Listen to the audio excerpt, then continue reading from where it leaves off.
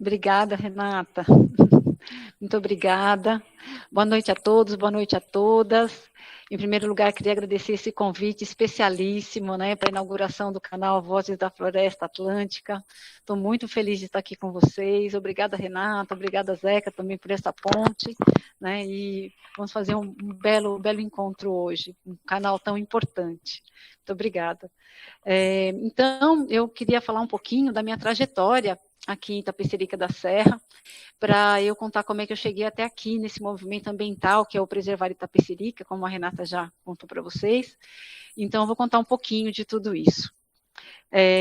Eu cheguei em Itapecerica da Serra há 12 anos, com um projeto de trazer meu filho para um sítio, que tivesse natureza. Eu queria criar galinhas que nem minha avó, queria ouvir os passarinhos, né? Então, vim para cá com esse projeto, já uma mãe temporona, e quando eu cheguei aqui, eu encontrei muito mais do que isso, né? Muito mais. E logo no início dos primeiros dias, eu vi uma revoada de tucanos do bico verde, que eu nunca tinha visto. Eu contei 18 aves com seus peitos alaranjados, né? Aquela ave maravilhosa, né? Da Mata Atlântica, que eu conhecia pouco naquela época. E fiquei encantadíssima e comecei a imaginar que esse lugar era realmente muito especial. Né? A partir disso, só encantamento mesmo, conforme o tempo foi passando. Isso aconteceu no bairro de Itacoaciara, um bairro aqui próximo de Embu-Guaçu, que faz limite também um pouquinho mais profundo com São Lourenço da Serra. Depois desse encontro, eu comecei a perceber a biodiversidade, né, toda desse bairro de Itacoaciara, encantador, né, tantas aves, conheci o Urutaú, a gente consegue ouvir Araponga ainda, né, as corujas e tudo mais. Comecei a ficar muito encantada até que um dia dei de cara com um bicho preguiça no quintal, né. E aí eu tive certeza que a gente estava realmente nos últimos Eldorados do planeta, né. E nós estamos na Reserva da Biosfera, né, do Cinturão Verde da cidade de São Paulo. Reserva da Biosfera é uma denominação que poucos lugares no planeta têm, né? Então, nós estamos nesse lugar especialíssimo, com essa biodiversidade da Mata Atlântica, com uma importância planetária, né? Então, esse processo foi tomando conta, assim, dos meus cuidados, né, e já um pouco depois, uns anos depois, nós conseguimos, com os amigos, fundar uma biblioteca popular, que é a Biblioteca Popular de Itacoaciara Dona Nélida. E nesse local de incentivo à leitura, todo esse fazer da leitura com as crianças no horário contrário da escola, foi sendo tomado por essa questão toda dessa leitura de mundo da Mata Atlântica, né? Estamos falando de Paulo Freire, centenário de Paulo Freire, nessa leitura de mundo da Mata Atlântica. Então, incentivando a leitura desde a mais tenra idade, falando sobre questões da Mata Atlântica, da cultura brasileira, da nossa fauna e da nossa flora. E nesse projeto, nesse quintal de Mata Atlântica da biblioteca, nós víamos passar os bugios, né, pelas árvores, de um bando de 8 a 10 indivíduos. Chegamos a ver os filhotes nas costas, né, também dos bugios, e todas as outras espécies que aparecem por lá, né, o teiu, né, o taruê, o caxinguelê, o jacu, esses animais que ainda estão por aqui. E tudo isso foi levando o projeto cada vez mais perto do cuidado com o meio ambiente, da educação ambiental e do cuidado com a natureza. Esse projeto foi se aproximando também de fazeres, como, por exemplo, o cuidado com os resíduos sólidos, a reciclagem, o saneamento básico, né? Nós tivemos alguns movimentos com os adolescentes para cuidar da reciclagem, coleta de lixo até nas ruas e tudo mais, e também as fossas ecológicas também, que nós temos várias instaladas lá no projeto, e que nós construímos em mutirão com o bairro, né, nas casas do bairro, um projeto de autofinanciamento muito bacana também. E esse fazer foi crescendo, nos aproximamos da SOS Mata Atlântica, entramos no projeto Observando os Rios, para analisar as águas do Rio Itacoaciara, um projeto muito bonito da SOS, que nós fazemos até hoje. Todo esse processo foram passando os anos e, com o tempo, as agressões começaram a aparecer, né? Então, nós começamos a enfrentar um certo desmatamento, o lixo começou a crescer nas ruas, a gente teve comecinho de queimadas, então a gente começou a ter uma certa dificuldade já com essas questões, muita preocupação, né? O Rio Itacoatiara corta mesmo o projeto, a gente começou a receber resíduos, um pouco mais de ocupação e esgoto, então nós começamos a mexer com a comunidade local e também começamos a ter alguns conflitos, né, com algumas comunidades, principalmente ligadas a alguns interesses políticos da cidade, que vocês sabem que nossas cidades não têm lá um nível muito elevado da política, né, e dos vereadores, da executiva também. Então, nós começamos a ter alguns conflitos e começamos a judicializar uma coisa.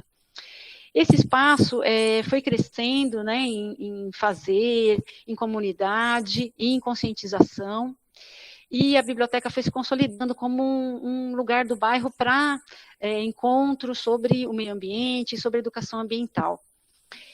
E, mais ou menos, em 2018, aconteceu um evento marcante para a gente, né, nesse ambiente de Mata Atlântica, um evento que nos marcou e que nos sinalizou que as coisas não estavam indo bem, que foi a febre amarela.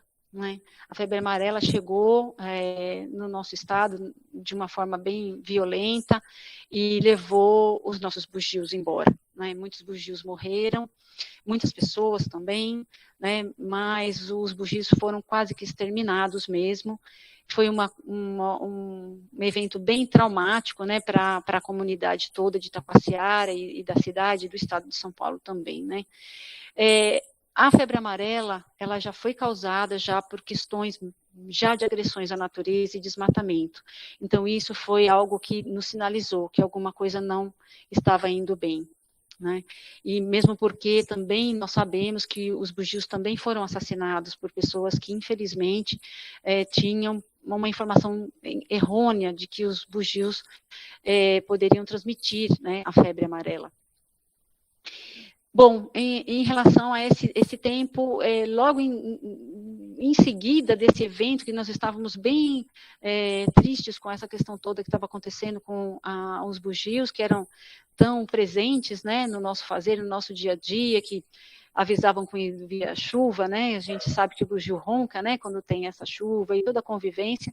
Nós fomos surpreendidos também, no bairro de Itacoatiara, com a expansão da pedreira da Votorantim, uma pedreira de granito que atua há muitos anos no bairro, na cidade de Itapecerica, a quinta maior produtora de granito do mundo, que está com um projeto de expansão de 20 a 60 hectares, né, na sua plataforma de produção, e isso um desmatamento mesmo de toda essa área e explosão dessa área, né? E uma área que a própria empresa já declara no seu relatório de impacto ambiental que tem a presença da onça parda, do caititu, do veado catingueiro, do bicho preguiça, do mão pelada, o cachorro do mato, o gato do mato, jaguatirica. A lista é enorme de animais que circulam ali, porque é um local próximo ao Parque da Várzea, ao núcleo Curucutu, do Parque da Serra do Mar, então é um corredor ecológico, né? Então, nós fomos surpreendidos com isso, foi um choque mesmo, né, para as comunidades ali, e aí nós saímos do bairro e fomos buscar ajuda na cidade para essa questão, e aí nasce a Preservar Itapecerica. Até então a gente tinha o movimento da biblioteca, então nasce o Preservar. E a partir disso nós continuamos, né, com essa luta para evitar essa expansão da pedreira da Votorantim nessa área de Mata Atlântica tão importante, né, na reserva da biosfera nunca jamais, né, poderia haver uma expansão dessa na reserva da biosfera, que é uma declaração da Unesco, importantíssima, como nós já falamos no começo, e estamos até hoje, né, judicializando com uma ação civil pública, segurando essa expansão, com a ajuda também da militância, né. Bom, a Preservar continuou crescendo nessa questão de vigilância, né, de vigilância e denúncia, tratamos de algumas questões de bota fora que começaram a acontecer na cidade, desmatamentos, mas foi mais ou menos da meados mais ou menos de 2019 que nós começamos a enfrentar uma questão muito séria, que são os loteamentos clandestinos, os desmatamentos para loteamentos ilegais. Esses desmatamentos vieram com uma violência muito grande, né, já aconteceram na Billings, já aconteceram na Cantareira, e vieram para cá, para a nossa região, de uma forma muito violenta nas nossas cidades, com muito maquinário, cavadeiras, queimadas, numa velocidade muito grande. Depois, logo do desmatamento, já se limpa o terreno, queima-se tudo, abre ruas, coloca as guias, né? As guias dentro do terreno, postes de luz, canos da Sabesp, quer dizer, tudo isso muito rápido, né? E com a conivência dos governos, né, municipais e estadual, que não tem estrutura, não consegue, não faz o que a lei lhe determina, que é fiscalizar. Não é? Isso é uma determinação da lei da Guarapiranga, desde a sua fundação, da sua promulgação há 13 anos atrás. Né? Então, isso tem sido uma luta muito grande do nosso movimento, aliado também ao nosso trabalho de educação ambiental e conscientização, hoje da Preservar, principalmente nesse momento que nós estamos vivendo, que é o momento da maior seca dos últimos 91 anos. Né? Nós estamos passando por uma seca violenta, muito decorrente do que nós estamos passando em todo o país, né? O desmatamento terrível na Amazônia, no Centro-Oeste, o enfraquecimento dos rios aéreos, né, de toda essa umidade que vem da floresta amazônica para o Centro-Oeste e para o Sul. Então, nós estamos num momento muito difícil de segurar essa devastação. Tudo piorado pelas questões sociais mesmo, pela questão da pandemia. Hoje nós temos 14 milhões de desempregados no país, muitas pessoas perderam a sua renda e a sua possibilidade de pagar um aluguel e vieram para os mananciais também. Então, tudo isso hoje que nós estamos vivendo e fazendo esse contraponto, lutando, né? Aqui na Preservar Itapecerica, com a ajuda da militância, e sabemos que isso não atinge só Itapecerica, mas Embu das Artes também, temos nossa parceira lá, que é a Sociedade Ecológica Amigos de Embu, São Lourenço, Cotia, Juquitiba, né? Todo esse movimento, nós estamos bravamente resistindo, bravamente demandando os órgãos públicos, demandando que as fiscalizações sejam feitas, com alguns ganhos, mas uma luta muito difícil. E hoje o que está mais nos preocupando são as queimadas. E para eu fazer um fechamento desse pensamento, eu queria, Renata, pedir a licença para ler uma carta que nós estamos redigindo aqui para vocês, para o Vozes da Floresta Atlântica, com uma comunicação, né, com vocês, com todos que estão nos assistindo, sobre tudo isso que estamos passando. Então, carta da Preservar ao Vozes da Floresta Atlântica. Quando acontece um desmatamento, não só nossas queridas irmãs árvores, guardiãs, fábricas das águas, que vão ao chão. É também uma biodiversidade imensa, a maior do planeta. A biodiversidade da Mata Atlântica. São desde os micro-organismos, pequenos insetos que estão no solo, cuidando para que a terra seja rica e nutritiva, quanto os ninhos dos passarinhos, as casas das abelhas, os sabiás, bentivis, o saruê, o tucano, o tatu, o ouriço, a jararaca, o sapo-martelo, o cururu, o gato do mato, o caxinguelê, as borboletas e os vagalumes. Nós também vamos ao chão, junto com nossas irmãs árvores, alijados de nossos direitos de uma vida digna, uma moradia digna, porque além de não cuidar, os governos corruptos de nosso país não constroem casas populares, ao contrário, informam aos loteadores onde estão as áreas de interesse social, onde justamente devem ser construídas essas casas de acordo com a lei. Entregam as terras públicas para grilagem, burlam laudos e licenciamentos e autorizam movimentações de terras criminosas. Estão a serviço de grupos econômicos que lhes mantêm no poder e o fazem o possível e o impossível para agradá-los e continuarem no poder, custe o que custar. ou seja, à custa de nossas vidas, de nossos animais e de nossos mananciais. Por tudo isso, estamos na trincheira, juntos e juntas, e estamos aqui com o Vozes da Floresta Atlântica em nosso grito pela vida. Nunca os ambientalistas foram tão necessários nesse planeta. Estamos em meio às mudanças climáticas, em franca destruição e extinção em massa dos animais, eventos climáticos extremos, aquecimento global, mas ainda podemos agir. Voltemos para os nossos jardins, cuidemos das pessoas, lutemos por justiça social, moradia digna, trabalho digno, pela educação de qualidade, respeito pela ciência e pela democracia, pela arte, contra o consumismo e as falsas saídas sustentáveis que só perpetuam a exploração capitalista que está destruindo nosso planeta e a nós mesmos. Ambientalista de todo o mundo, univos. Ainda há tempo de mostrarmos a nós mesmos que não somos a espécie soberana do planeta. Somos apenas uma delas, pois já provamos que não somos inteligentes. Chega de explorar nossos semelhantes, de apropriar-se de suas vidas e de seu trabalho em nome do lucro. Chega de doenças e do descarte. Queremos nosso planeta de volta. Queremos nossa Mata Atlântica de volta. Somos o amor organizado e não vamos parar. Muito obrigada. Salve, Adriana. Salve. Obrigada, Renata. Obrigada por esse espaço e por essa voz. Da Serra, seja bem-vindo. Passo a palavra para você, Zeca. Boa tarde. Gratidão, Renata. Primeira live, né, eu confesso que eu sou um pouco reticente à questão das mídias sociais, mas a gente está aprendendo. A pandemia, eu acho que está ensinando isso para nós, né? Da necessidade de tecer essa teia de vida, retecer, porque essa rede ela já existia antes da colonização, né? E ela existiu durante muito tempo aqui nos sertões do Vale do Ribeira, né?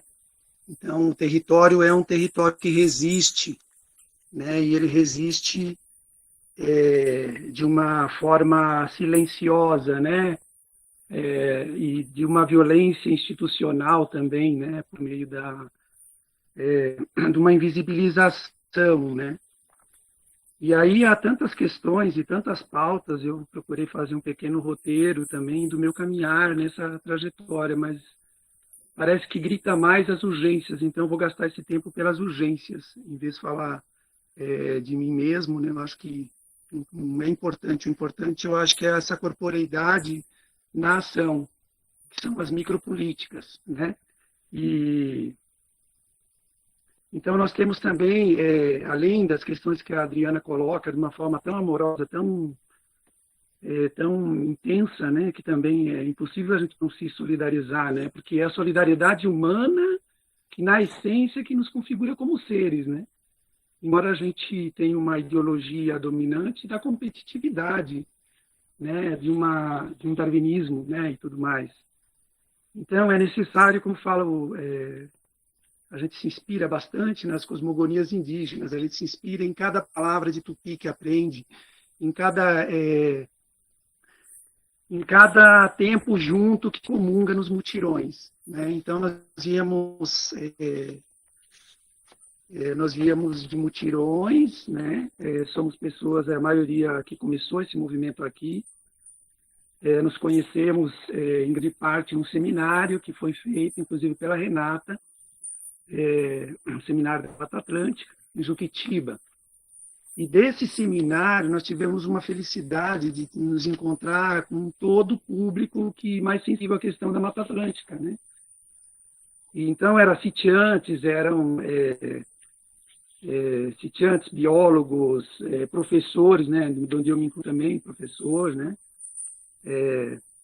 E dali a gente foi se apropriando de uma ignorância absurda da mata, né? A pessoa vem da cidade, às vezes acredita que aquele cinturão verde que está ali atrás é uma mata que não... que às vezes até na escutatória ali das pessoas em torno das discussões, né, é o entrave para você não estar, etc., porque tem um código ambiental, né, e aí a gente fala, é algo bom, né, ainda bem que há essa visão, né, ambiental sobre a Terra, porque a Terra ela também passa por uma exploração desses recursos, numa negação dessa biodiversidade, né, num foco no sistema, um foco usado como a terra como um bem do sistema financeiro. Então é uma terra sem alma, né? Se você olhar o mercado, de imóveis, né, o preço da terra é a terra limpa, é aquela terra para você plantar, para você. Então tem uma visão ainda muito agrária, muito do agronegócio, né? E a gente tem uma transição para fazer do agronegócio para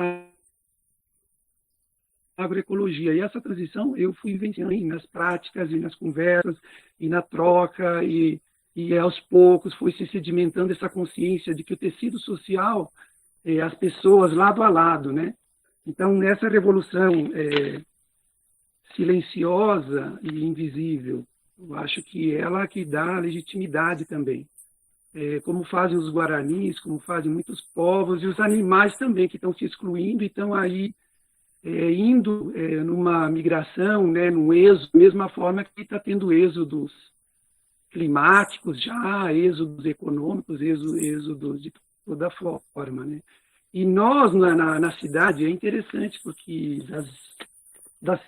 de todas essas transições, que eu também me considero dentro desse processo de transição, que eu venho da cidade, antes da cidade eu venho de uma zona de fronteiras também, então, e de uma convivência também com os guaranis, tanto da Argentina quanto do Brasil, né? Uma convivência aqui no Rio Grande do Sul, e uma experiência da colonização, da visão colonialista da terra, da visão de colônia, do cooperativismo e também da distinção entre o bugre, o índio, o gaúcho, né, e os colonos, né?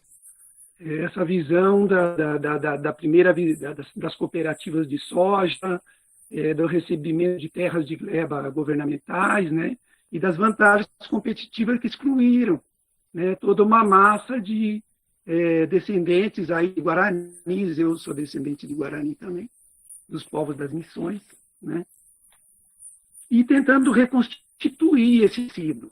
Né? Então, eu venho trabalhando também interiormente a identidade. Porque se o Brasil é um povo heterogêneo, ele também é um povo que pisou na própria alma, porque se a terra é o que nos concede a alma, e nós estamos pisando nela de uma forma simplesmente patrimonialista, simplesmente produtivista, né? Então é uma terra sem povo, é uma terra que está sendo desalmada, então está dilapidando a alma da terra. E essa alma, ela é realmente esse canto, né, que a Adriana coloca, essa bicharada, esses bichos, esses animais, eles têm a mesma centralidade da vida como nós. Né? Então, se a gente tem uma visão biocêntrica, a gente tem uma visão dessa biodiversidade. Né? Então, a gente tem muitos tópicos, muitas questões, eu tentei reduzir e vou resumir agora um pouco no percurso para esses pensamentos. Né? Eles são essa pressão do desmatamento leva à resistência violenta de todos, né? Então a gente sai a gente para dentro de uma confrontação de mundos, e os extremos, eles são produção de desertos de sentidos. Né? Então, se a gente olhar para a Terra pela finalidade da Terra e não pelo sentido da Terra, a gente vai viver em guerra com a Terra, né? E vai viver em guerra com o bicho, com a folha da árvore que cai na calçada, e vai viver em guerra com o outro, porque ele também é uma ameaça, né? Então, a gente vai destituindo a unidade da vida, né? Pelo modo que a gente se relaciona com a própria Terra, né? Então, essa resistência, né? E é uma resistência também dessa violência estrutural. E a violência estrutural ela está na nossa forma de pensamento e na nossa visão da própria autoescravização ao sistema. né? Então, há uma responsabilidade, sim, de cada sujeito, de autoconsciência do sujeito nas ações e escolhas dele e do consumo, né, e da sobrevivência também, que é legítima, né? Então, às vezes, como que você vai olhar para a ocupação de uma área ali e a pessoa, às vezes, vem de uma outra violência, né, econômica e tudo mais, né? E como você vai dizer que uma descolonização do pensamento também é uma descolonização do ideal iluminista de economia que cresce infinitamente, né? Que produz, que não está pautada, na visão, por exemplo, do agronegócio, que não está pautada para gerar abundância e distribuição, mas sim ela está pautada, motivada por uma visão financista, né, dos acionistas ali, e é em função do lucro, né, é em função de gerar recursos. Então, as pessoas, quando a gente fala em agroecologia, muitas pessoas acham que está falando de terra, de plantar, colher apenas, né, mas, na realidade, perpassa por tudo isso, interseções de visões de mundo e de relações já, né, da própria ação das pessoas, né? Então, um chamado da agroecologia não é porque lá no meio rural, não, existe agroecologia urbana, né? Nós temos várias agroecologias, né? Agroecologias combativas, agroecologias de resistência, agroecologias de espiritualização da relação com a terra. Então, há vários movimentos acontecendo, um borbulhão silencioso na sociedade civil, e eu falo que é civil quando ela se torna consciente, porque é a sonolência de uma sociedade servil, né? Uma sociedade servil é aquela que já está anestesiada pelo aparato do Estado, né? Pelo aparato político, né? E que aparato que fica no lugar desse aparato político, né? Nós bem sabemos. O Estado ele é blindado, né? Ele está blindado pelos poderes econômicos. Resta a sociedade civil se organizar e criar e recompor esse tecido de uma bioeconomia. Essa bioeconomia ela é pré-existente, ela já havia aqui na Vale, e ela também pode ser pós-existente. Por quê? Porque ela ela não é uma visão hegemônica do dinheiro, né? Se você pensar numa economia social, é uma economia onde as pessoas se relacionam, convivem mais, fazem as coisas juntas, então elas fazem as colheitas junto, elas podem fazer o mutirão da terra, aprender, trocar, né, fazer essa ecologia de saberes. Então acontece um renascimento até do sentido do que você faz. E aí você vai fazendo uma transição daquela visão por finalidade de uso, compra e venda, para uma finalidade de fruição, né? Uma finalidade de nós realmente apreciarmos a vida e, na essência, simplificarmos a nossa existência. Simplificar para que caiba a nossa condição de humano, caiba dentro de uma condição da mãe, né? A mãe está sendo, de alguma forma, os filhos cresceram demais e estão sugando mais do que o leite da mãe, né? Estão sugando os recursos com sangue e carne da mãe, né? Então, os filhos, uma emancipação da humanidade talvez seja a gente se colocar no tamanho que nós deveríamos ser, bem menores, né? A gente poderia ser bem menor na nossa condição e na nossa questão dos bens de status, por exemplo, não precisariam ser o motor da história, né? E o consumo também não precisaria ser, né? Se eu pensasse isso fosse focado na vida, né? Na qualidade de felicidade, né? Se a gente pensar no FIB, por exemplo, né? Em vez do PIB, né? Então, tem várias questões que perpassam a agroecologia, e por isso que eu coloquei a questão da biocultura, né? E aí, bem curtinho, eu vou falar em uns 5 minutinhos, e encerro, um pouco do percurso aí. Nós estamos fazendo um percurso, a Renata traz muita consciência para essas questões aí da historiografia. Ninguém está descobrindo a agrofloresta. Quando falam agrofloresta, às vezes é uma coisa do inédito. Ela não é do inédito, é do feminino que resistiu. Os quilombolas é da agricultura indígena, né? É da agricultura do caipira, do caboclo. E ele comia o pão da vida em comunhão com o outro. Então, essa é a essência do Brasil. Essa é a alma do Brasil, né? Essa é uma alma que, às vezes, quando o indígena ali coloca que está precisando de alimento, não tem um lugar onde plantar, né? Ele sofre uma mutilação, uma violência institucional, né? No ethos, né? Naquela condição da existência, né? Então a gente sofre realmente, né? E aí teria outras questões para colocar, mas e aí eu vou falar um pouquinho do percurso, né? Eu dava muita aula no Estado durante 2 anos e percebi que faltava alguma coisa a mais, né? Produzir mentes e corpos dóceis para um sistema, né? E as pessoas se vangloriarem da autoescravização no sistema. Então precisava resgatar algo. E aí a terra cura, como minha avó falava. Se você tocar na terra, e mesmo que você faça um ativismo urbano, mesmo que você faça um ativismo judicial, né? Que é uma tristeza você ver isso, né? Você precisar ir para uma judicialização onde as cartas estão todas marcadas, né?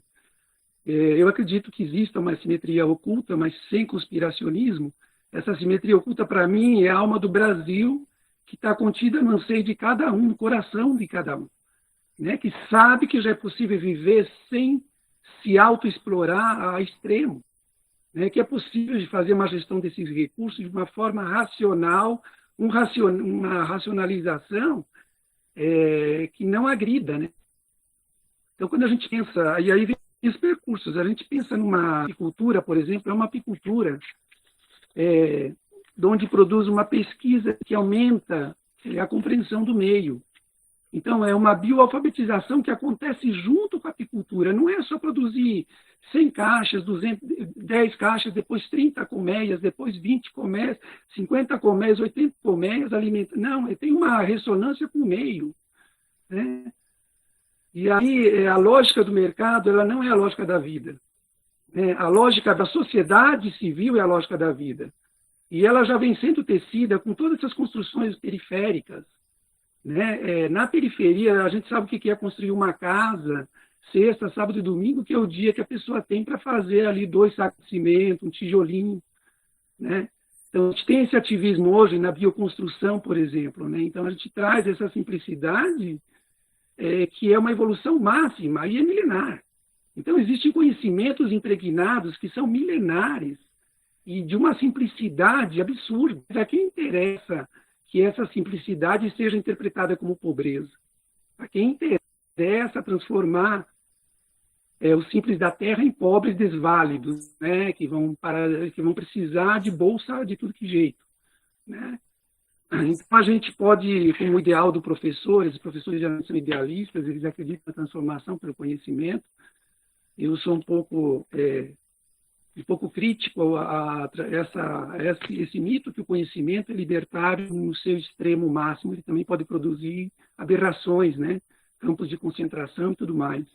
Então, não é só o conhecimento. Sem o sentimento, sem o coração que pulsa, e sem a relação entre as pessoas na corporeidade, é como se você estivesse reproduzindo a própria colonização.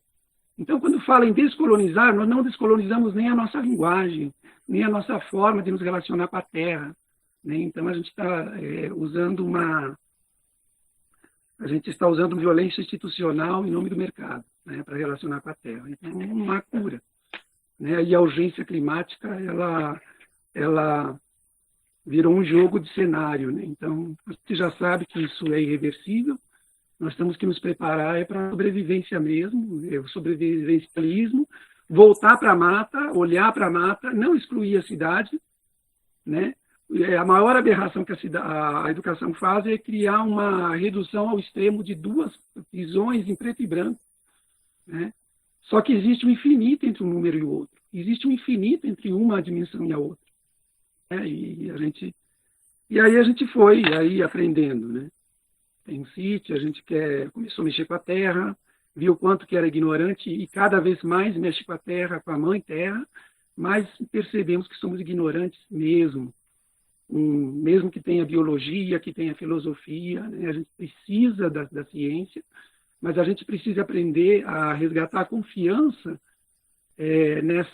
nesse tecido social de novo, né? Precisa resgatar de novo esse índice de confiança E aí é sociedade civil.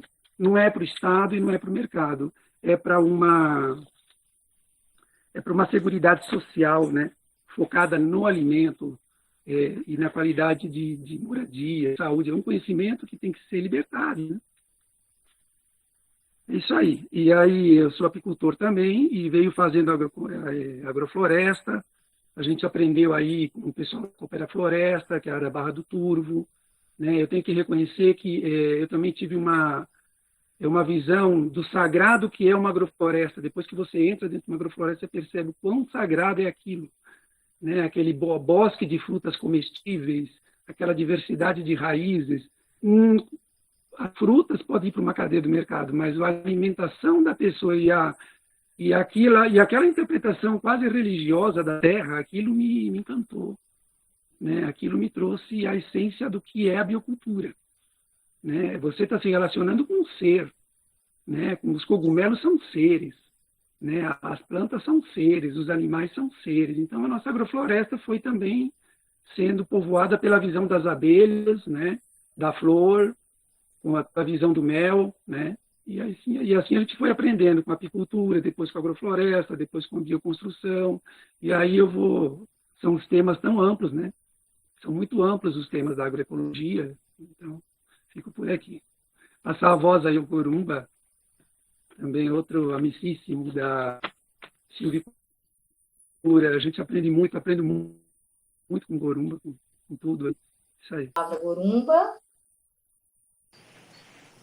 Saudações a todos, boa noite. Antes de mais nada, quero agradecer essa oportunidade desse canal, que a rede deu esse start, Voz da Mata Atlântica. O bioma da Mata Atlântica, muitas pessoas, a maior parte da população brasileira se encontra sobre esse território. E a vida está sendo extraída há muito tempo já desse território e não está tendo um processo de olhar para isso, enquanto os outros territórios também estão sofrendo a mesma problemática. E então é interessante que cada vez mais a gente possa olhar para esse local, para esse entorno que vivemos, seja Mata Atlântica, seja Amazônia, seja Cerrado, seja Pantanal, porque todos eles obedecem o mesmo parâmetro, o parâmetro da vida, né? Seguindo essa mesma linha que a Adriana trouxe, que o Zeca trouxe, com a biocultura.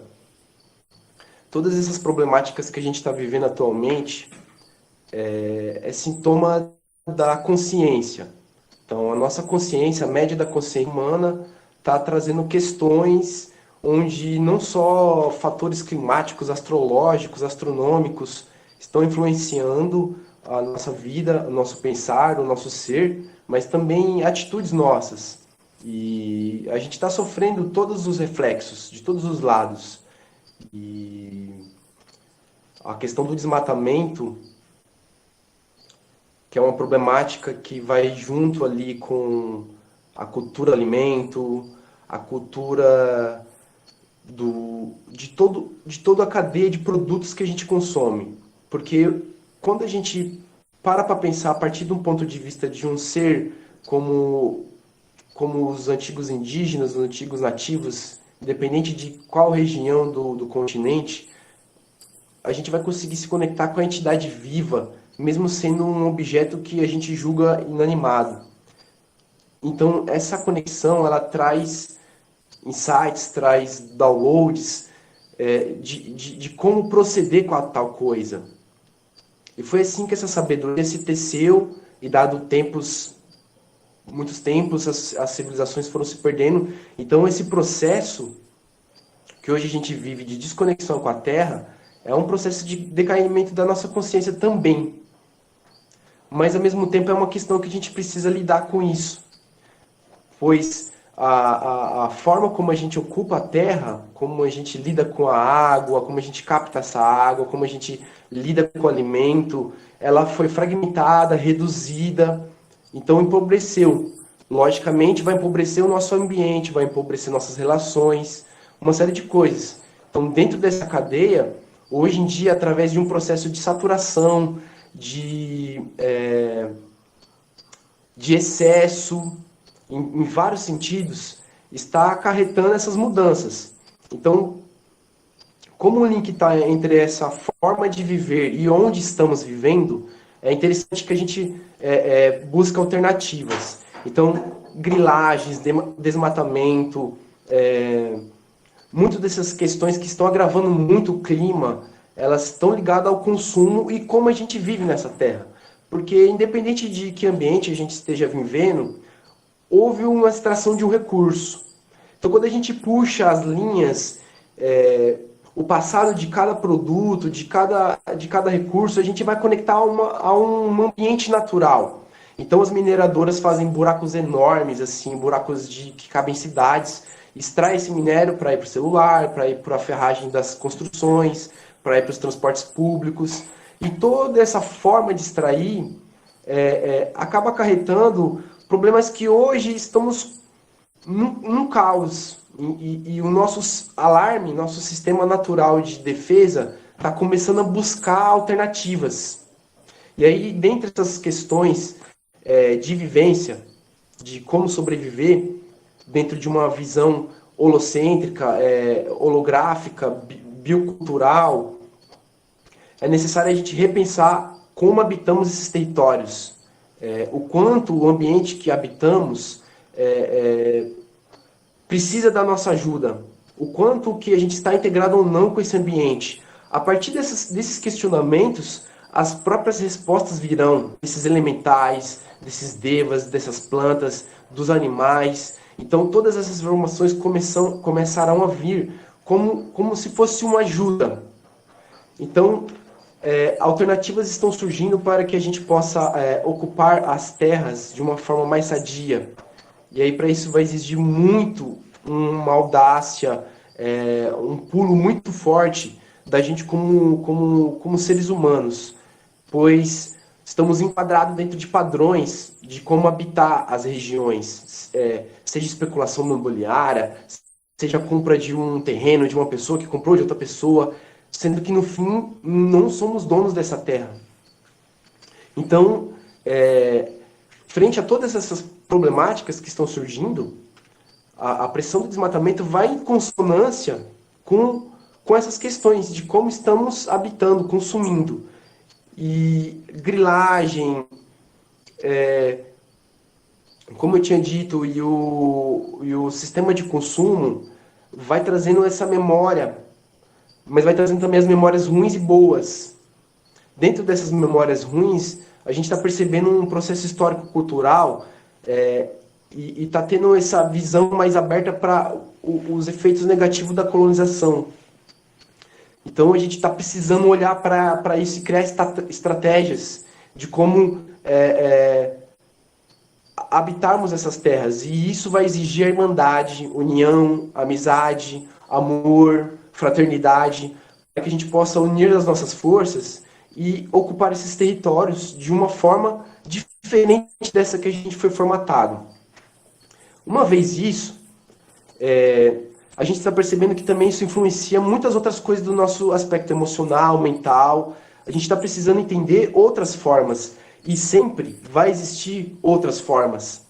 E a Mãe Natureza, como um todo, seja as estrelas, o sol, a lua, a própria floresta, a floresta como foi dito por muitos povos antigos, é a mãe, é uma grande mãe, ela nos acolhe, a Mãe Natureza, ela nos acolhe, então ela vai nos dar as diretrizes, ela vai nos dar os caminhos para isso.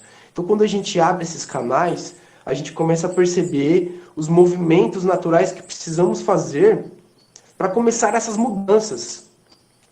Então, quando a gente adquire uma propriedade, ou compra uma propriedade com um amigo, ou se junta para fazer uma ocupação legal ou ilegal, independente disso, quando a gente pergunta para o ambiente o que aquele lugar está precisando, as respostas virão. Então, a gente vai entender que existe uma cadeia de seres, de animais, de seres sutis, que tem ordens. Então, dentro dessas ordens, hoje a gente está percebendo que essa crise climática, muito ligada à água, está ligada à floresta. E quando você vai na floresta, você entende por que as águas fluem.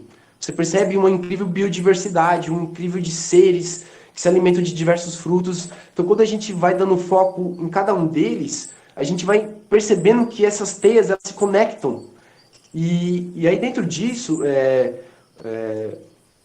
o projeto do PEUAR, a instituição, surgiu como uma forma de organização de sociedade civil para driblar esses conceitos que foram instaurados por outros seres e que isso está dentro de um sistema de controle. Então a gente pode criar ferramentas alternativas que não necessariamente precisam obedecer os mesmos viés que a gente foi formatado. Então a ideia de uma instituição para trabalhar com pesquisa, fomento de atividades de floresta, não tem fomento pelo governo, então tem que sair do nosso próprio bolso, tem que sair da nossa própria energia.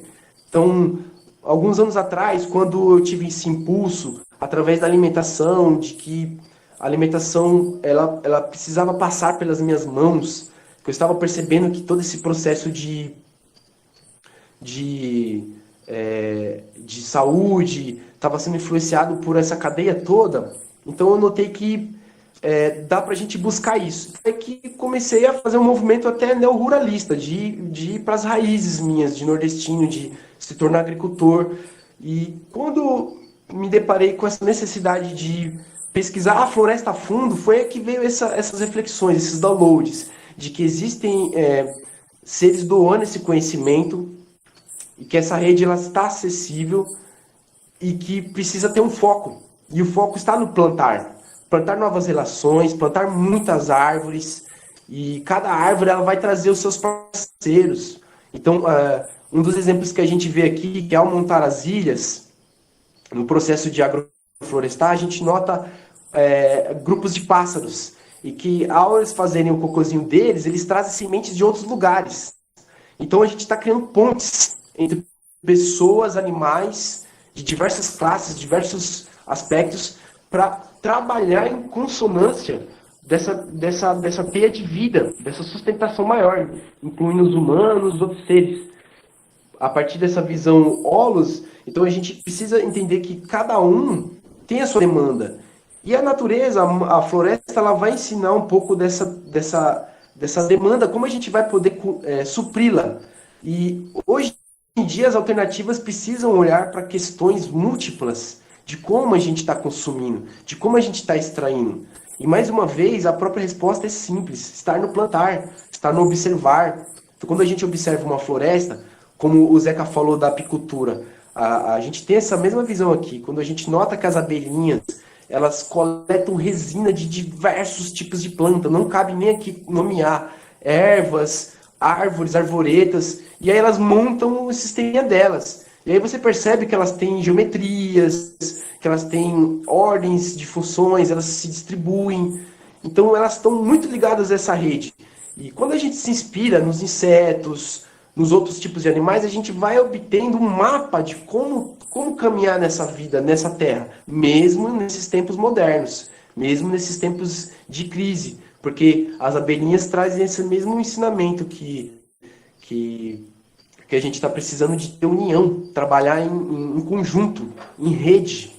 Essa é uma das alternativas para a gente driblar ou mitigar o impacto das grilhagens. A gente está comunicando um com o outro, formar grupos, contactar pessoas de outros estados que estão trabalhando com as mesmas coisas, porque no fundo estamos todos unidos. Estamos todos no mesmo elo, seja o apicultor, o agrofloresteiro, o jardineiro, ou uma pessoa que começou agora a ter a conexão com as plantas. Todo mundo está se nutrindo. Então, a partir do momento que essa consciência de rede, de elo, vai se distribuindo para todos, do centro para a periferia, as ações começam a se tornar cada vez mais fluídicas, mais fáceis. Não fica uma coisa onerosa, maçante. Então, a própria natureza, de novo, ensina esse exemplo. Nós não vemos nada em excesso na floresta. Quando a gente percebe que algo caiu, teve um porquê daquilo. Seja uma folha, seja um galho, até uma árvore que morreu. Então, tudo tem uma função. E dentro desses novos paradigmas que a gente precisa criar, já criar com esses modelos que a própria floresta ensina. Então, a alimentação é outra forma de mudar esses paradigmas. Uma alimentação frugal ou baseada em ervas locais, o ambiente Mata Atlântica, Cerrado, Amazônico, todos vão fornecer. Todos vão fornecer a alimentação que cada biotipo precisa e vai nutrir da melhor forma possível. Assim como também coisas para pele, óleos vegetais, óleos essenciais, madeira para criar artefatos, tudo isso está dentro dessa multiplicidade, dessa vivência em elo, em cadeia que a floresta ensina. A partir do momento que a gente se espelha nela, a gente começa a ter novos planos de busca em vez de planos de fuga. Então, essa frase que foi trazida por um irmão, assim, tocou muito no meu coração e é um dos fundamentos do Peuara. Fazer do estilo de vida uma diversão, fazer do nossa diversão uma ação que nos também garanta a nossa sobrevivência também seja a nossa terapia. E a nossa terapia seja o nosso estilo de vida. Para que isso aconteça, precisamos interagir muito intimamente com o espaço que a gente está vivendo. Seja ele uma capoeira, uma floresta, uma padraria, independente do ambiente. Nós vamos conseguir escutar os chamados e as necessidades de cada coisa, desde o solo, desde espécies vegetais, animais. Precisamos apenas conectar com todas essas linhas que já existem, esses caminhos naturais. Então, hoje em dia, está se fazendo muito necessário o plantar. Aqui onde a gente vive, em Ubatuba, o fluxo d'água, um lugar que era muito considerado abundante de água, está diminuindo. A gente está sofrendo seca. E por mais que a gente plante, por mais que a gente esteja enfiado numa floresta, ainda precisamos continuar plantando. Não só árvores, mas também relações, porque muita coisa que está acontecendo é de outras pessoas que têm outra relação com a mata. É uma relação, como os colegas já citaram aí, de distração. Então acaba diminuindo muito as espécies que criam essa proteção. Então é urgente a ação para a gente identificar essas espécies que criam essa sustentação maior da vida. Desde árvores, arvoretas, que trazem o apoio dos animais e o apoio de outros humanos também, porque também temos amigos e amigas que estão nesse elo corrente de agroflorestar e resguardar os nossos recursos naturais. Então aqui também a gente está sofrendo problemas de turismo, nesse turismo convencional, então as praias já não estão como eram antes, então está fazendo com que todos nós aqui que trabalham em micro ou em grande escala tenham uma união para entendermos como vamos dar passos maiores. Então já tem pequenos passos dando informativos no bairro, para o turista levar o seu resíduo sólido. Aos poucos a gente está abrindo aqui vivências para difundir esse estilo de agrofloresta, né, mais multifuncional, né, outros tipos de produtos que a gente pode obter de uma mesma fruta, e uma fruta que é pouca conhecida. Então, fomentar isso é muito importante, porque na mata a gente vai conseguir encontrar tudo que a gente precisa. E a mata, que eu me refiro, é uma mata climática. Então, focar também em proteger essas matas é muito importante. Adentrar nessas matas, escutar o chamado delas. Então, muitas das ajudas que a gente vai ter vai ser em conexão com esses ambientes. Então, uma coisa que eu posso dizer muito aqui é: aproveitem essa natureza que está no seu entorno e pergunte para ela de tudo que você está sentindo, porque as respostas vão vir, não só naquele momento, mas em outros tantos, porque a gente está sendo apoiado por uma rede de sustentação sutil também. Então, quando a gente passa a se conectar com isso, a gente vai tendo exemplos externos de que a luta vale a pena continuar. E por mais que as dores sejam tantas, a gente tem um fôlego a mais para viver, porque quando a gente consegue observar o quanto ela nos alimenta, ela nos nutre, é só gratidão que vem nesse momento, é só um impulso forte do nosso coração de continuar nessa vida. Então, Eu agradeço mais uma vez essa oportunidade do Vozes da Mata Atlântica. Espero em outros momentos a gente poder estar difundindo mais esse novo estilo de agroflorestar. Eu até tenho assim, formas de dinamizar os termos, porque não é só isso. Antigamente o indígena não tinha tanta necessidade de fazer isso que nós também estamos fazendo, porque existia muita mata. Hoje em dia está tendo muita necessidade de ter que plantar muito de tudo. E o convencional é uma das coisas que é o menos. Então tem coisa que a gente vai ter que refrear e outras que a gente vai ter que buscar, aumentar. E as matas estão aí. Aqui a gente teve um aporte cultural dos indígenas, dos caiçaras. Então tivemos essa recepção e essa transmissão de ensinamentos, tivemos trocas com eles. Então sempre tem como trocar esse conhecimento com algum local. Às vezes a pessoa que você está conversando com isso, muito antigamente plantou, então ela vai ter uma sabedoria. Essa sabedoria, ela precisa ser mantida. É isso que vai fazer a gente lembrar de uma planta, buscar ela. É um exemplo que eu tive aqui com o pacová, que é o cardamomo nativo. Uma planta que, por mais que você busque nas florestas protegidas, ele tem uma ocorrência muito, muito curta. É pouco, ou seja, ele é muito raro. Só que eu tive conexão com ele, eu senti ele conversando comigo, falando: estou aí disponível, me multiplique. E curiosamente a coisa se deu.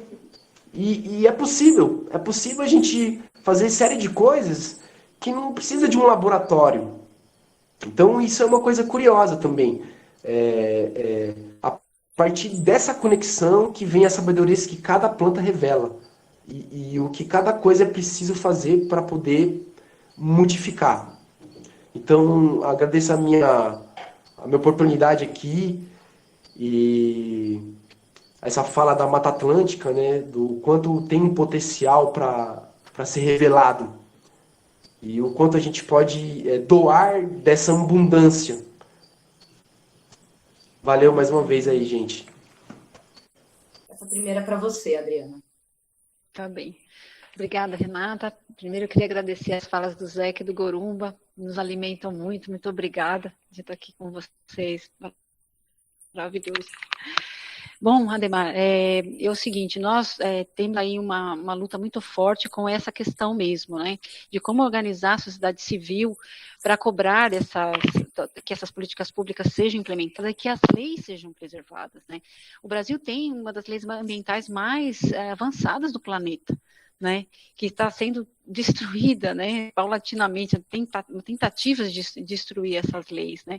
Temos leis estaduais muito fortes, aqui na nossa região temos a lei da Guarapiranga, que é também uma lei específica para cuidar aqui dos mananciais, e isso só se faz realmente com a participação da sociedade civil, com o que nós estamos fazendo aqui, né.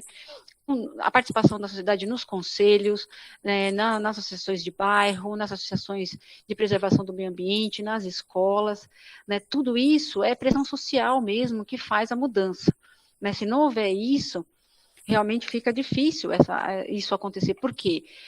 Como eu estava falando até na minha fala, nós temos uma situação de muito interesse com essa destruição toda que a gente está vivendo, né? Com a destruição da natureza. Por exemplo, nós estamos numa região de mananciais aqui, na nossa região, Juquitiba, São Lourenço, Itapecerica da Serra, Embu das Artes. Aqui nós temos o Embu Mirim, que gera 30% de toda a água para o sistema Guarapiranga para abastecer São Paulo. Então, isso deveria ser os olhos mesmo, da menina dos olhos aqui da região, a cuidar dessa questão da água, da geração de água para a Grande São Paulo, para as pessoas, né, como vão sobreviver sem água, né? Mas isso não acontece.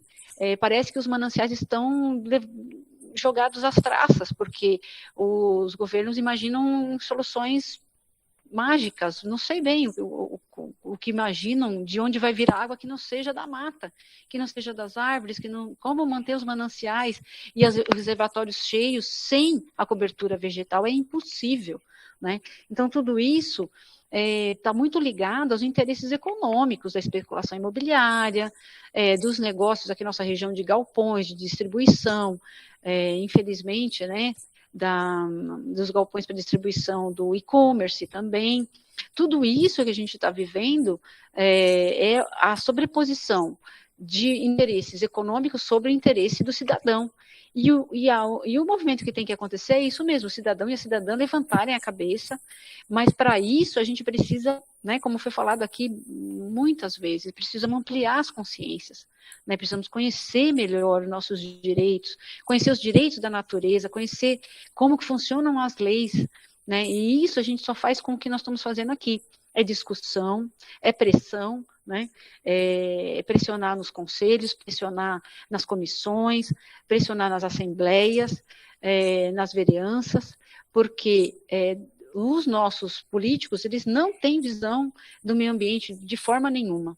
Se a população não se conscientiza, não amplia essa consciência, que eu acho que é o que está acontecendo aqui mesmo, hoje no planeta, porque chegamos num ponto que está gritante mesmo, tudo isso que a gente está vivendo, né, não tem mais o que dizer que não é uma crise climática, que não é avançamos demais o sinal da destruição da natureza, mas é isso, a pressão pelas políticas públicas passa por isso, pela demanda da sociedade e não do atendimento dos interesses econômicos de pequenos grupos, mas do atendimento da população e principalmente da população mais vulnerável.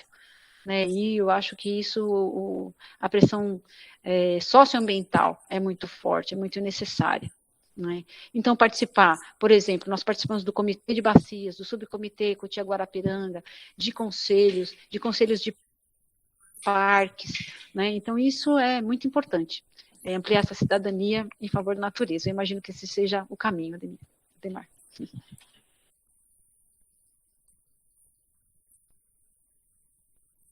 Muito grata, Adriana. Áudio, Zeca.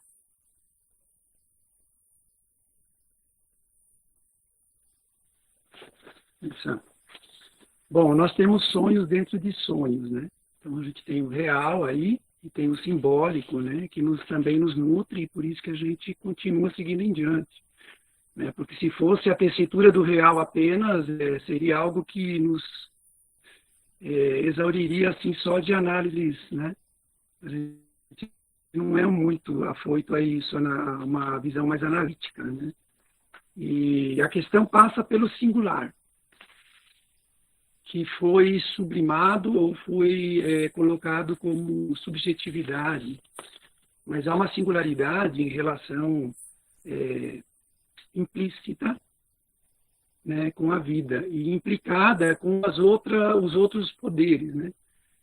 Então, se é dado ao sujeito, né, uma visão mais anarquista, é dado ao sujeito ele autotranscender a si mesmo, né? Primeiro da fase que ele vem, porque nós temos uma visão que foi idealizada da urbanização. Então, você teve a migração, as pessoas foram para a cidade, só que esse sonho não cabe mais.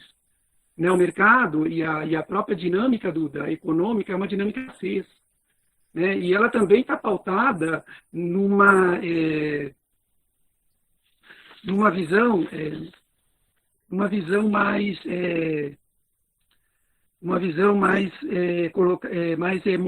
monolítica, né? Uma visão mais concentrada sobre a própria dinâmica do individualismo. Agora, o que é o singular e o que é o individual? Então, aí você precisa entender que uma gota no oceano também é um oceano. Então, se você falar em micropolítica, por exemplo, se dá a partir da microestrutura. Né? Então, é uma microeconomia. Né? Cada escolha que você faz no mercado, que você chegou ali na prateleira do mercado, sai todo feliz porque comprou aqueles alimentos de uma base que é produtora de desertos, a base alimentar com em torno de 20 grãos, 20, 30 tipos de grãos, né?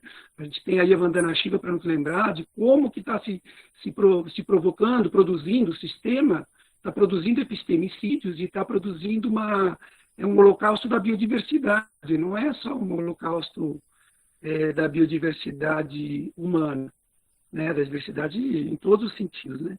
Então, se você pensar na universalização de uma cultura PEC, por exemplo, tem muitos outros ativismos dentro do mesmo sonho. Né? Então, a gente precisa reconsiderar que tem que colonizar também essa visão do emprego, né? Nós estamos já indo para uma outra, porque o emprego ele é a herança da escravidão de uma sociedade servil, né? Se você pensar numa economia, a gente tem vários ideólogos e teóricos aí que podem mostrar de uma forma bem de que nós precisamos usar a economia, uma economia criativa. Só que se você não tem os bens básicos da sua sobrevivência, se você não tem essa seguridade social, fica difícil. Então, por que a bioeconomia é o resgate, na realidade, de relações não monetarizadas e relações simbólicas? E eram relações em torno do alimento, e eram relações em torno de prover os bens necessários para a dignidade da pessoa humana, né? Então, você tem culturalmente, aí na historiografia pode resgatar todos esses outros modos e colocar hoje o advento dessa tecnologia, que é um preço também, que foi exaurido também dos poderes públicos, né? Tem muito conhecimento tradicional, tem muito conhecimento originário, que os povos nem têm consciência que têm o direito a patentes, por exemplo, né? Então, você tem um colonialismo hoje com uma vertente uma vertente de compreensibilidade, etc., mas também um colonialismo epistemológico aí continua, né? E aí você tem uma visão também de projetos que não se sustentam porque ainda não há uma cultura de rede. Então, quando você faz um ativismo e, ao mesmo tempo, está investindo num sistema financeiro, é uma contradição, né? Se você investe em iniciativas em rede e você vai para espaços que são compartilhados, então você vai criando esses territórios da rede. É um território do novo, né? Nós já temos vidas hoje, a maioria das pessoas já tem uma vida seminômade, né? O emprego também já foi embora. Então, quem ainda está procurando aquela coisa de carteira assinada, renda, dinheiro na cidade, talvez seria o momento de olhar para a origem, de olhar para os lugares de onde veio e ver tudo aquilo que ficou perdido no meio, né? Né? Você não precisa voltar para o passado, você vai chegar com outro olhar renovado, né? O olhar daquele que aprendeu o que é essencial, né? Então, se você tem a sobriedade, é essencialista, né? É buscar pelo essencial. Eu acho que a maturidade traz isso. E nós estamos aí vendo que essa compulsão pelo consumo, ela é porque é mais uma ideologia do que uma necessidade. Então, há necessidades que são essenciais e há necessidades que não são. Então, é preciso rever isso. O ativismo, para mim, o microativismo pelo consumo. E isso vai aumentando o coeficiente de interrelações que você vai estabelecendo, né? Fazendo compras coletivas, priorizando aqueles que estão na terra, fazendo o trabalho da agroecologia, né? Então, perpassa várias outras camadas aí, né? Mas é bem factível, a humanidade viveu muito mais tempo dentro desse sistema biocultural, que ele coevolui, do que esse sistema artificial e sintético em torno de uma matriz apenas energética ou duas, né? Dentro de estados que são fantoches, né? Que a gente sabe que são estados empresariais, né? Não são... sempre tem estruturas de corporativas por trás, essas leis de todas. Então, está blindado realmente no sistema financeiro. E aí haveria uma bioeconomia. Ela sempre houve, ela está resistindo. Porque no último recurso de uma pessoa é ir na roça, é plantar, é fazer. Então, é universal isso. A vida mãe sempre proveu, de alguma forma, a subsistência dos filhos. E isso não é um evangelho da pobreza, pelo contrário, né? De uma abundância absurda. Basta a gente não olhar com um olhar unidimensional da floresta, né? Tem muita mancha verde aí que tem 3, 4 tipos de árvore, que é secundária, que é terciária. As pessoas falam, mas o Brasil tem uma área enorme verde. Mas são desertos verdes, já está denunciando isso já na década de 60, lá Primavera Silenciosa, tem toda uma bibliografia, tudo que a gente está falando, pelo menos da minha... eu venho fazendo na fisicalidade, na materialidade, eu mesmo cuido da minha propriedade, né? Tentei não reproduzir a relação com o empregado, né? E estou tentando criar um outro conceito um pouco mais de transição mesmo, a partir da singularidade de cada um. Então, tem um trabalho para cada um fazer consigo mesmo. É muito bonito, legal você falar dos olhos para frente, mas se você não for a mudança que você quer no mundo... E é um trabalho, ninguém tem a perfeição, a gente tem um caminhar. né? A gente está caminhando para isso, a gente tem um anseio, a gente tem um ideal, é o que nos move, né? Então, Bem, infelizmente, acaba se concentrando mais no Sudeste, órgãos, instituições e pequenos microempreendedorismos advindos de agricultura familiar, tipo um casal, uma família, que resolve ter um olhar mesmo assim, mais do que tudo, uma conexão com a natureza. Aí a mata local da pessoa faz o chamado, aí ela começa a ver coisas assim, tipo, puxa, tem um fruto para um pássaro, aí ela cuida daquele local. E aí vai buscar formas, mas infelizmente é mais concentrado no sul. Tem algumas instituições, organizações espalhadas. Esse que é o grande lance. Tá fragmentado ainda. Em alguns estados do Rio, Espírito Santo, no sul tem movimentos ligados a isso. Mas no geral essa teia que traça a, a produção, vamos assim dizer, da biodiversidade, ela é muito escassa. Não há fomento e assim, tem um termo que eu não me lembro qual, que é para falar como se fosse um banco de sementes. Então isso vai ser as florestas protegidas, florestas climáticas. Essas, elas acabam se adensando mais nessa região do Sudeste, litoral, a região costeira, por conta de questões climáticas, né? O clima, o solo, convergências, o trópico, faz com que tenha muita biodiversidade nesses setores. Mas tem vários outros parques espalhados. E a política pública, ela veta proteção total em alguns parques. Então não tem como pessoas civis terem uma conexão com essa floresta, de entender espécies que são extremamente raras no Brasil todo, espécies que desempenham uma função ecológica muito importante. Então não tem acesso. Se não tem acesso, aí fica difícil para as pessoas, sejam organizações, terem uma conexão. Geralmente uma pessoa que tem uma amplitude de sabedoria nisso é herdado. Ou é uma pessoa que pegou conhecimento tradicional indígena ou quilombola, mas o indígena que está na raiz, porque eles já estavam aqui, né? Então, se não tivesse uma conexão para essas fontes distintas, essa rede, esses pequenos pontos esparçados vão ficar mais fragmentados, aí fica difícil. Aí as florestas virgens, que são as grandes detentoras do banco de sementes, de vida, elas vão ficando cada vez menores. Aí a gente vai acabar ficando com pouca disponibilidade de biodiversidade, né? Aí muitas espécies vão acabar entrando em extinção. Então, infelizmente, poucas organizações que acabam se concentrando aqui. Mas tem também no norte, tem algumas no centro-oeste, mas ainda esparsas elas, né? Tem lugar em Minas, por exemplo, que são poucas frentes de agroecologia. Tá tendo um fomento mais de uns anos para cá. Enquanto que, por exemplo, aqui em Ubatuba, o caiçara já fazia uma espécie de agrofloresta, mesmo sem saber que era agrofloresta. Então varia de acordo com a tradição da região. A minha gratidão, boa noite a todos.